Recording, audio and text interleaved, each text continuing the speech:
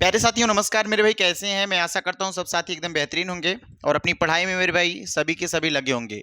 आप देख रहे हैं मेरे साथी, जो भी क्रिया अध्याय हम पढ़ रहे हैं यूपीएसआई यूपी पुलिस के लिए, वो जो क्रिया अध्याय था लगभग हम लोग 4 वीडियो को कंप्लीट कर लिया और वो वीडियो देखे होंगे, आपको बहुत ही मजेदार लगी होगी, बहुत अच्छा वीडियो लगा होगा। ठीक है, जो साथी पहली बार आए वो चैनल को सब्सक्राइब करेंगे और अन्य साथी तक शेयर करेंगे भाई। अब आज देखेंगे हम आगे कि जैसा हमने कल पढ़ा था नाम धातु क्रिया, कृदंत क्रिया, और उसके साथ साथ हम लोग भैया संयुक्त क्रिया के बारे में थोड़ा सा पढ़ा था। लेकिन आज वहीं से हम थोड़ा और आगे बढ़ेंगे, संयुक्त क्रिया के बारे में पढ़ेंगे। आज हम कोशिश करेंगे कि ये चैप्टर खत्म कर दिया जाए, बहुत ज्यादा डिटेल हो जाएगा नहीं तो चलो मेरे भाई आज हम स्टार्ट करते हैं। ये क्लास रात्रि 9 बजे मिलती है, आपको बिल्कुल याद होना चाहिए, ये क्लास रात्रि 9 बजे मिलती है। जो साथी नहीं जुड़े हैं वो रात्रि 9 बजे बिल्कुल जुड़ने का प्रयास करें Hindi by Raj sir YouTube channel पे। ठीक है, आ जाओ नए सेशन की ओर बढ़ते हैं, नए क्लास की ओर बढ़ते हैं मेरे साथी। आज का हम पढ़ेंगे सबसे पहले हेडिंग। आज हमारी सर्वप्रथम हेडिंग हो जाएगी आपके सामने, वो कौन सी होगी? तो वह हेडिंग बनाएंगे संयुक्त क्रिया। कौन सी हेडिंग पढ़ेंगे मेरे भाई? संयुक्त क्रिया। लिखेंगे हेडिंग संयुक्त क्रिया।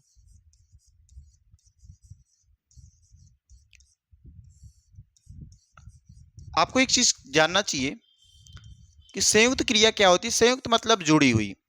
याद रखना मेरे भाई, संयुक्त क्रिया में क्या होगी? दो क्रियाएं एक साथ चलेंगी। याद रखना, जब भी किसी वाक्य में, जब भी किसी पद में एक से ज्यादा क्रिया पाई जाए, मतलब किसी भी पद में, किसी भी वाक्य में एक से ज्यादा क्रियापद पाया जाता है, या किसी एक काम को करने के लिए दो दो क्रियाएं हो, एक ही से अधिक क्रियापद हो, या दो क्रियाएं हो, या एक से अधिक क्रिया हो, वहां पे क्या बोलते हैं? संयुक्त क्रिया बोलते हैं। अगर इसकी परिभाषा मैं आपसे लिखने का प्रयास करूं तो क्या बोलोगे? क्या लिखोगे? बोलोगे सर यहां पे हम लिख सकते हैं जब किसी एक कार्य के लिए एक से अधिक क्रियापद का प्रयोग किया जाए। जब किसी एक कार्य के लिए, जब किसी एक कार्य के लिए, जब किसी एक कार्य के लिए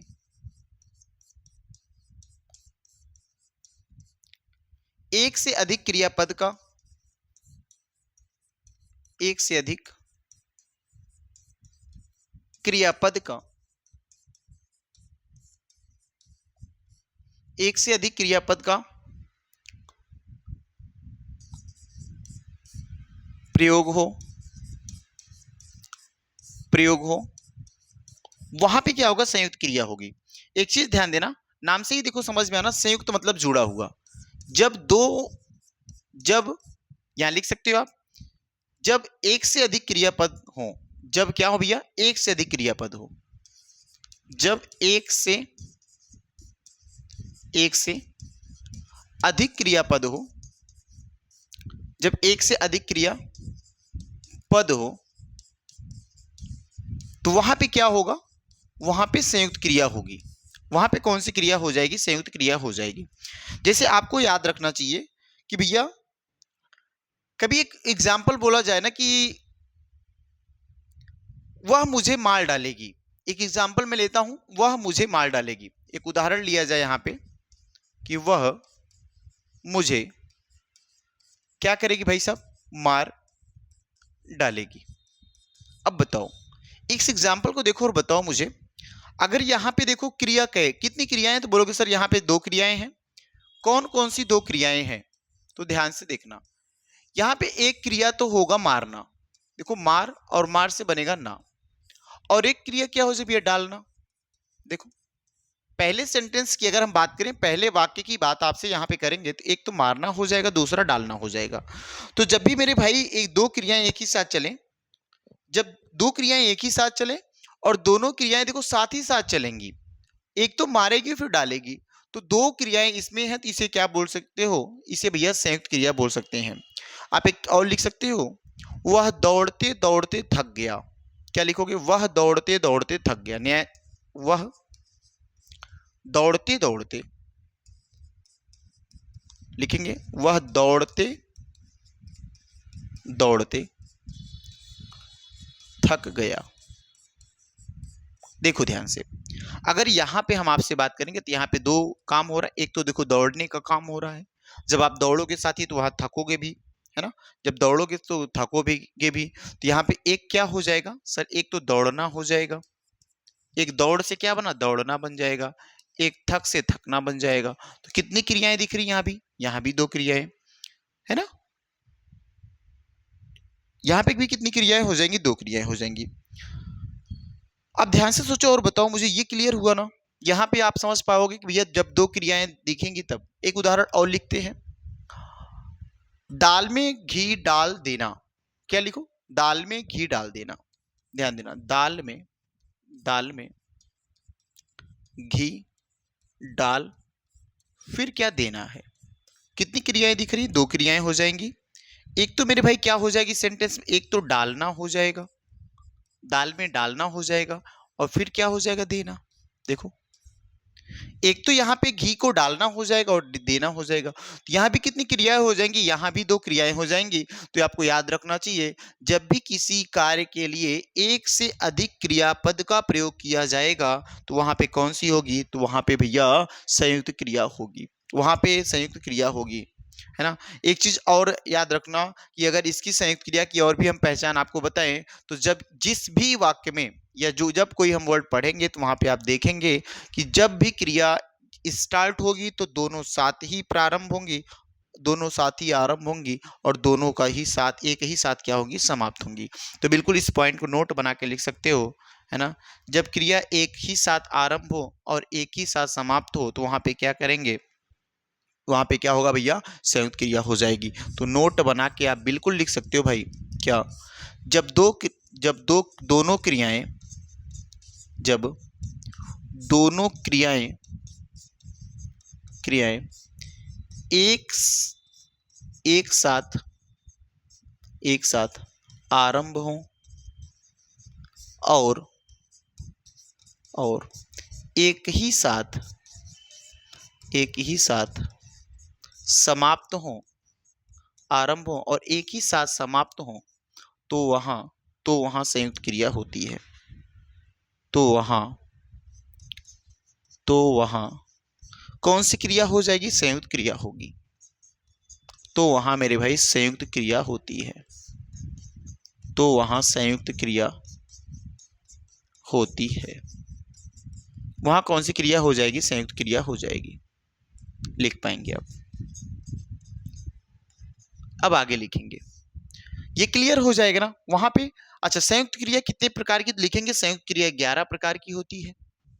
आप लिख सकते हो, संयुक्त क्रिया 11 प्रकार की होती है, 11 प्रकार की होती है। ठीक है, संयुक्त क्रिया कितने प्रकार की होती है, तो 11 प्रकार की संयुक्त क्रियाएं होती हैं। ठीक है, बोलो भाई, यहां तक क्लियर हो जाए ना। संयुक्त क्रिया कितने प्रकार की होती है, संयुक्त क्रिया 11 प्रकार की होती है।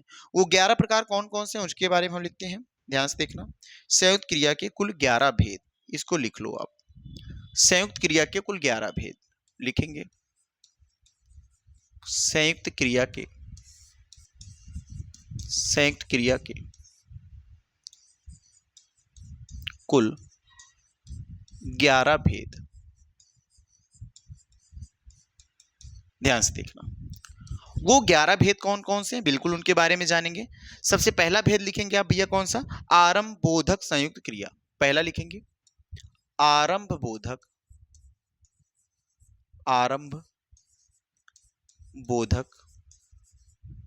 संयुक्त क्रिया।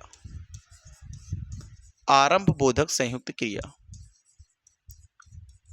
आरंभ बोधक संयुक्त क्रिया, है ना। आरंभ बोधक का मतलब ये हो जाएगा भैया, याद रखना, जब भी किसी भी काम का आरंभ माने प्रारंभ की बात की जाएगी, स्टार्टिंग की बात की जाएगी, है ना। आरंभ का मतलब देखो शुरुआत की बात की जाएगी। जैसे आपसे मैं एक उदाहरण बोलता हूं आरंभ बोधक क्रिया में कि भैया वर्षा होने लगी, क्या हो जाएगा, वर्षा होने लगी, तो भैया हो जाएगा कौन सा, आरंभ बोधक क्रिया, है ना। राम खाना खाने लगा, ये भी एक हो जाएगा आरंभ बोधक क्रिया। जैसे अगर आप भैया का आरंभ का बोध हो, जहां जहां जहां कार्य का, है ना, जहां कार्य का आरंभ होना पाया जाए, जहां कार्य का आरंभ होने का बोध हो, जहां कार्य का आरंभ होने का बोध हो वहां पे क्या होगा, आरंभ बोधक क्रिया हो जाएगी। अगर उदाहरण की बात करते हैं तो बिल्कुल आप लिख सकते हो, है ना, क्या भैया, वर्षा होने लगी, वर्षा होने लगी। मोहन खाना खाने लगा, मोहन खाना खाने लगा। मोहन खाना क्या क्या हुआ, खाने लगा। इस राम पढ़ने लगा, राम पढ़ने लगा, पढ़ने लगा। गीता नाचने लगी। बहुत सी वर्ड लिख, या गाने लगी लिख सकते हो, नाचना ना लिख सकते भैया। गीता गाना गाने लगी, गाना गाने लगी। गीता क्या की, गाना गाने लगी। ऐसे बहुत से आप उदाहरण लिख सकते हो, तो दिक्कत नहीं आएगी। बस इतना याद रखना, जहां पे भी आएगा वहां पे आरंभ के बाद की बात की जाएगी। तो साथ साथ पहला हो जाएगा आरंभ बोधक क्रिया। तो आरंभ बोधक संयुक्त के बाद आरंभ से संयुक्त ये समाप्ति की तरफ लिख लो एक, तो समाप्ति बोधक क्रिया। दूसरा क्या लिख सकते हो, समाप्ति बोधक क्रिया। क्या लिखें भैया, आरंभ होगा तो समाप्त होगा। याद करने का सबसे बेहतर तरीका आपके लिए होगा, आरंभ होगा तो समाप्त होगा, तो समाप्ति बोधक क्रिया। क्या लिखोगे आप, समाप्ति बोधक क्रिया। ठीक है, समाप्ति बोधक, समाप्ति, समाप्ति बोधक क्रिया लिख लेंगे आप। समाप्ति बोधक संयुक्त क्रिया। अब यहां बताओ आप क्या लिखोगे। सर, जो समाप्ति बोधक क्रिया होती है उससे क्या पता चलेगा। अभी देखो भैया, आरंभ से क्या पता चला, कार्य का प्रारंभ हुआ, कार्य स्टार्ट हुआ। समाप्ति बोधक से किसका पता चलेगा, जब जहां क्रिया या कार्य का आरंभ होना पाएगा तो वहां पे आरंभ बोधक।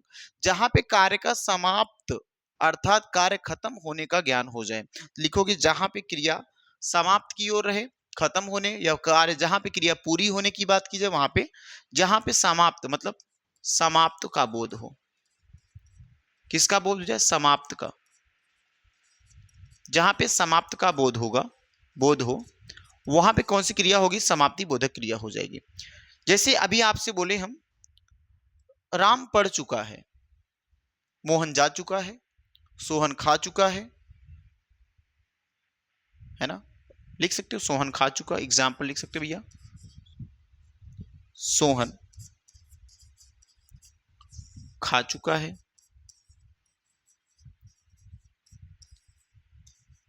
खा चुका है। लिख सकते हो मोहन, ये देखो आगे लिख सकते हो ना, रमेश गाना गा चुका है। तो याद रखना, जहां पे समाप्ति का संबंध में आए, जहां समाप्ति के सेंस में बात की जाएगी वहां पे इसका हम उपयोग करेंगे। ऐसे कुछ और से लिखते हैं, आगे लिखेंगे। एक और लिखना भैया, तीसरा अवकाश बोधक। तीसरा क्या हो जाएगा, अवकाश बोधक। जहां पे अवकाश का समझ में आए, अवकाश बोधक लिख लेंगे, अवकाश बोधक संयुक्त क्रिया। ठीक है, अवकाश बोधक संयुक्त क्रिया। आगे और लिखेंगे आप, अनुमति बोधक संयुक्त क्रिया, अनुमति बोधक लिखेंगे, अनुमति बोधक संयुक्त क्रिया। क्या लिखेंगे भाई, अनुमति बोधक संयुक्त क्रिया। आगे मतलब अगला लिखेंगे पांचवा, नित्यता बोधक संयुक्त क्रिया, नित्यता बोधक संयुक्त क्रिया, नित्यता बोधक संयुक्त क्रिया। और आगे लिखेंगे, छठवां लिखेंगे आप भैया, आवश्यकता बोधक संयुक्त क्रिया।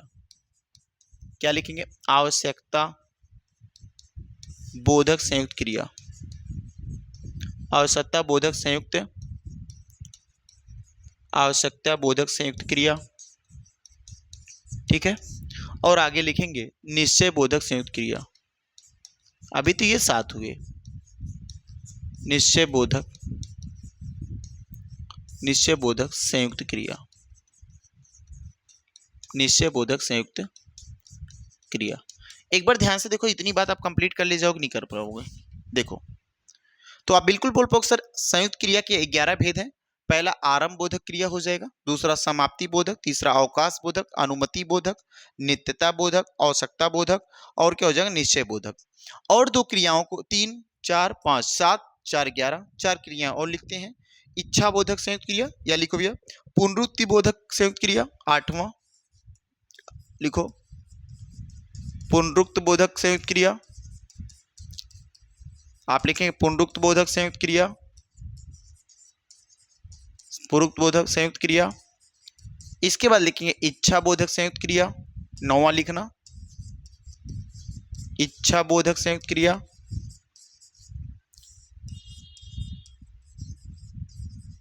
इच्छा बोधक संयुक्त क्रिया।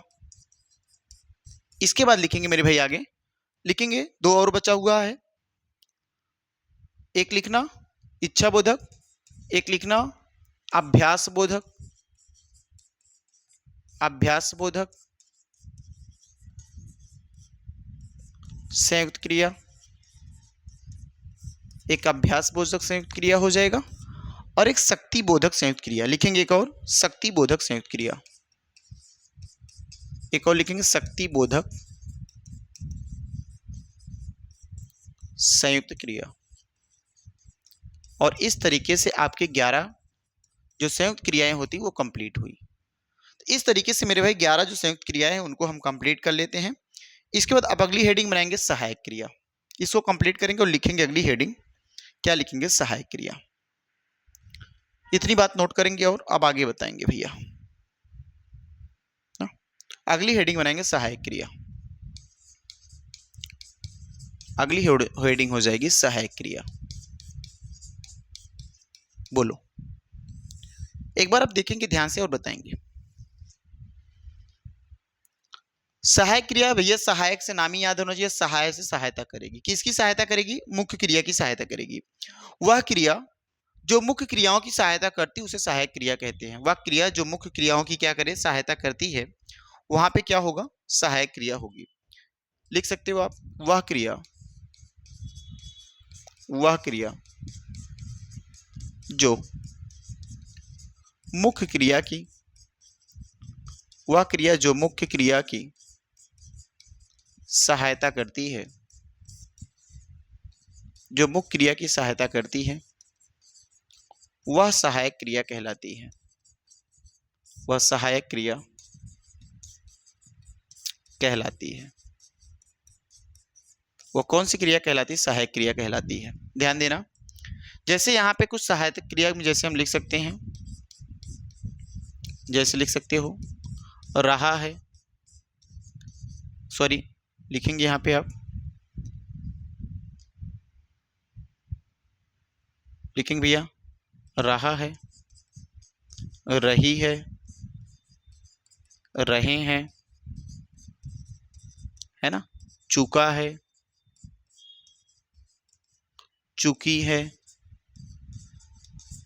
चुकी है, खा चुकी है, चुके हैं, चुके हैं, है ना। उसके बाद होगा, होगी, होंगे, होगा, होगी, होगी, होंगे, होंगे हो जाएगा। लिख सकते हो चुका था, चुकी थे, चुका, चुके थे, चुका था, चुके थे, और क्या लिखोगे, चुकी थी, चुकी थी, सॉरी चुकी थी। इस तरीके से आप बिल्कुल लिख सकते हो मेरे भाई। ये सब क्रियाएं कौन सी हैं, सहायक क्रियाएं। ये सब कौन सी क्रियाएं हो जाएंगी, सहायक क्रियाएं हो जाएंगी। गा, गी, गे, था, थी, थे, है ना, ये भी लिख सकते हो। गा, गी, गे, था, थी, थे, था, थी, थे, ये सब सहायक क्रियाएं। बिल्कुल सभी सहायक क्रिया को आप लिख सकते हैं। जहां भी ये दिखाई देंगी, जहां भी आप देखेंगे, तो ये क्या करती होंगी, सहायता कर रही होंगी किसकी, तो मूल क्रियाओं की। ये मुख्य क्रियाओं की या मूल क्रियाओं की क्या करती हैं, सहायता करती हैं। इस वजह से इन्हें हम संयुक्त क्रिया के अंतर्गत रखते हैं, सॉरी सहायक क्रिया के अंतर्गत रखते हैं।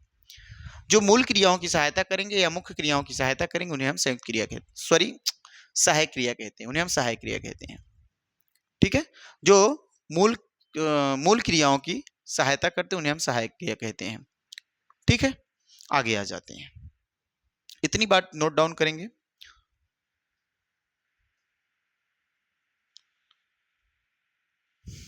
चलें आगे, लिखो आगे, बढ़ते हैं भैया। सामान्य क्रिया, एक हेडिंग बनाएंगे, सामान्य क्रिया। कौन सी हेडिंग है? सामान्य क्रिया। अब बिल्कुल सामान्य क्रिया, देखो नाम से ही पता चल रहा सामान्य कुछ होगा। देखो ध्यान से, सामान्य क्रिया एक ऐसी क्रिया जब क्रिया को पूरा करने के लिए, जब भी क्रिया को पूरा करने के लिए सिर्फ एक क्रियापद हो, है ना, जब भी क्रिया को पूरा करने के लिए केवल एक क्रियापद हो, जब जब कार्य को पूरा करने के लिए, जब कार्य को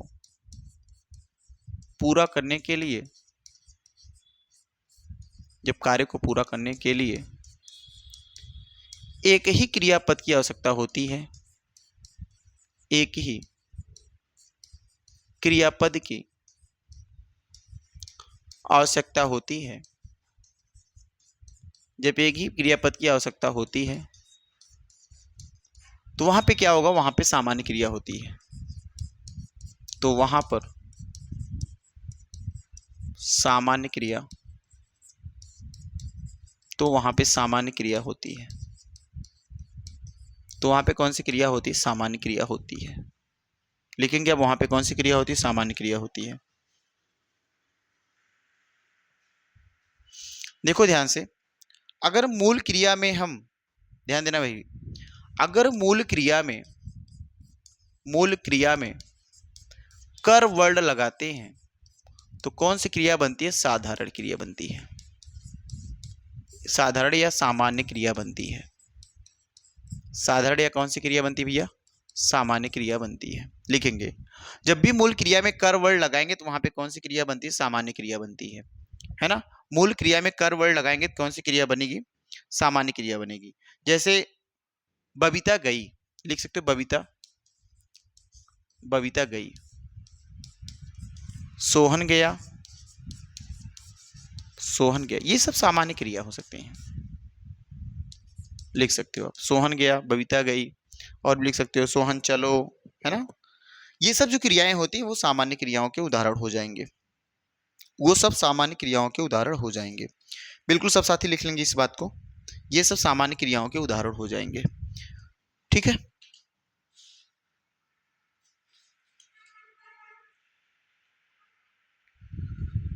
एक और वर्ड लिखेंगे, सजातीय क्रिया। बहुत आसान है, कुछ नहीं। सजातीय क्रिया में एक ही जैसे दो वर्ड मिलेंगे, है ना, एक क्रिया रहेगी, एक आगे उसके बढ़ेंगे। जब एक क्रिया शब्द के दो रूप, जब एक क्रिया शब्द को दो रूपों में लिखा जाए वहां पे सजातीय क्रिया होती है। हेडिंग बनाएंगे, सजातीय क्रिया।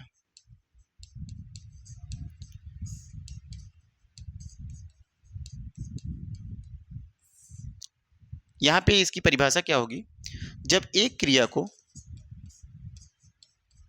जब एक क्रियापद को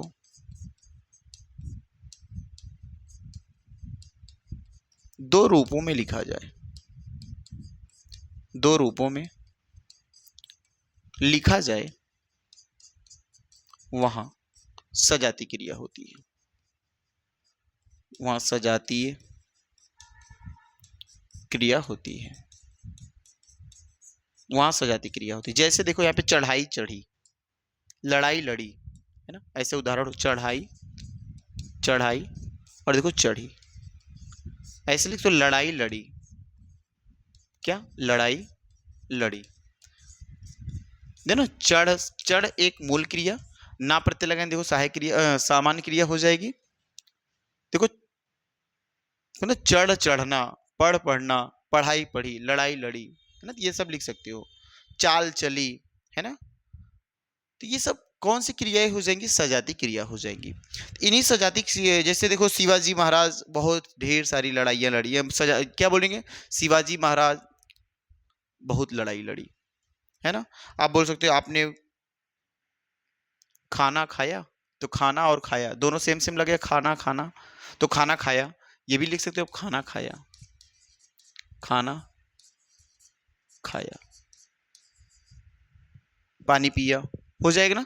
ये सब क्रियाएं कौन सी हो जाएंगी? सजातीय क्रिया हो जाएंगी। इसी के साथ साथ मेरे भाई सजातीय क्रिया हो गई समाप्त। और समाप्ति के साथ जो क्रिया अध्याय है, क्रिया अध्याय समाप्त हुआ। इसी के साथ साथ क्रिया अध्याय समाप्त हो गया। ठीक है, क्रिया अध्याय समाप्त हो गया। अब आगे जो क्लास चलेगी इसके बाद हम पढ़ेंगे विशेषण। अगली हेडिंग हमारी जो होगी, अगला जो हम अध्याय पढ़ेंगे वो विशेषण पढ़ेंगे। तो बस ये क्लास इतनी बड़ी रहेगी मेरे भाई। जो साथी पहली बार अभी देख रहे हैं वो बिल्कुल क्लास के साथ जुड़ने का प्रयास करें, और वो बिल्कुल जुड़ेंगे सभी साथी ध्यान देना। एक चीज ध्यान देना मेरे भाई, जो साथी अभी तक मेरी क्लास में पहली बार देख रहे हैं, अगर इसका पूरा नोट्स चाहिए आपको बिल्कुल, तो Hindi by Raj sir, Hindi by Raj sir, नीचे आप देखेंगे तो डिस्क्रिप्शन बॉक्स में ये चीज़ छपा हुआ है, वहाँ से आप आसानी से इस चीज़ को निकाल सकते हैं। जैसे अगर हम देखने की बात करें तो बिल्कुल साथी आप यहाँ से ले सकते हो। देखो यहाँ पे आओगे, अभी देखो एक वीडियो लगी हुई ना हिंदी स्पेशल करके, तो यहाँ भी आप जाओगे, तो यहाँ जब जाओगे साथी तो यहाँ नीचे आओगे, देखो ध्यान से, और जब नीचे आएंगे तो ये देखो नीचे आओगे तो ये देखो लिखा गया है टेलीग्राम चैनल है, तो हिंदी बाई राज सर। इसको जब आप क्लिक करोगे, इसमें तो नहीं शेयर कर रहा है, एक बार देखने दो बेटा, यहाँ से आते हैं। देखो जैसे यहाँ से हमने सर्च किया, ठीक है, ये देखो कोई क्लास ये हमने स्टार्ट की, डिस्क्रिप्शन इसका खोलते हैं बेटा, सॉरी इसका देखो डिस्क्रिप्शन खोलते हैं, ये डिस्क्रिप्शन खुला ना। अभी ये देखो क्लास कल सुबह में चलेगी, यूपीएसआई यूपी के लिए स्पेशल क्लास है, और ये पूरी तरह प्रैक्टिस है ना भाई। इसको इस क्लास में जुड़ने का प्रयास करें। अगर आप इसमें आएंगे, देखो यहाँ पे लिंक लिखा गया है ना पीडीएफ नोट्स के लिए, यहाँ पे जैसे क्लिक करोगे आप साथ ही ये ऐसे कुछ खुलेगा, जब खुलेगा तो यहाँ देखो आएगा। तो बिल्कुल अभी बहुत कम से लोग हैं, अगर आप इसमें देखना चाहते हो प्रीव्यू चैनल के बारे में, तो बिल्कुल प्रीव्यू चैनल के बारे में देख सकते हो। यहाँ से आओगे साथी तो ये देखो ये देख चुके होगे। ठीक है, जैसे आप कोई भी क्लास की पीडीएफ आप चाहते हैं, बिल्कुल यहाँ से आपको क्लास की पीडीएफ मिलती जाएगी। जैसे देखो ये क्रिया नोट्स है ना, तो यहाँ पे आप क्लिक करोगे और आराम से पूरा देखो नोट्स ये मिल जाएगा आपको, तो दिक्कत नहीं आएगी, बिल्कुल नोट्स को आप खोल सकते हो, देख सकते हो। तो ठीक है साथी, बस ये क्लास यहीं तक रखूंगा मैं, और उसके बाद जब आगे जो क्लास होगी तो आगे हम फिर मिलेंगे आपसे। तो तब तक के लिए ठीक है, इस क्लास के साथ जुड़ना भी ना भूलें बिल्कुल। सुबह 9 बजे की ये क्लास होगी, कल सुबह में 9 बजे की क्लास होगी। ठीक है, कितनी तारीख भैया? तो बोलोगे सर 12 तारीख में। ठीक है साथी, धन्यवाद सभी साथी को।